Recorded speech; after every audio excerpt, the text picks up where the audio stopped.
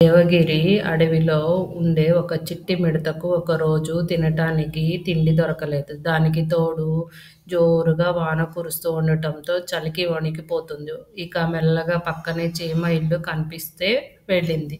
చీమ దానికి తాగటానికి వేడివేడి సూప్ తయారు చేసింది. కప్పుకోవటానికి వెచ్చటి దుప్పటి కూడా ఇచ్చింది. చీమ ఇంట్లో దాచుకున్న ఆహారాన్ని చూసేసరికి మిడతకు ఆశ్చర్యం వేసింది. తాను ఇన్ని రోజులు చేసిన తప్పేంటో అర్థమైంది. సారీ చీమ, నువ్వు ఎప్పుడూ ఆడుకోకుండా పనిచేస్తూ ఉంటే వెక్కిరించాను. ఎప్పటికీ వేసవి కాలమే ఉంటుందని ఆడుతూ పాడుతూ కాలం గడిపేశాను. కానీ నాకు ఇప్పుడు బుద్ధొచ్చింది అంది మిడత చీమతోటి. ఇక వర్షాకాలం అంతా చీమ ఇంట్లోనే ఉండిపోయింది. మిడత అన్ని పనుల్లోనూ చీమకు సహాయం చేసేది. సాయంత్రం అయ్యాక ఎంచక్కా పాటలు పాడేది. చీమ విశ్రాంతి తీసుకుంటూ వినేది. అలా రోజులు గడుస్తూ ఉన్నాయి. మళ్ళీ ఎండాకాలం వచ్చింది. చీమతో పాటు బయటికి వెళ్ళి కష్టపడి పనిచేయటం నేర్చుకుంది మిడత.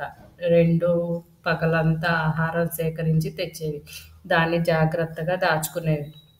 సాయంత్రం ఎంచక్కా కాసేపు ఆడుకునేవారు. రాత్రి కథలు చెప్పుకుంటూ నిద్రపోయేవారు. ఇంతకుముందు తనకు తోటి మిడతలే స్నేహితులుగా ఉండేవి. అందుకే ఏ పని చేసేవి కాదు. అవి ఏ పని చేసేవి కావు. తనని పని చేయనిచ్చేవి కాదు.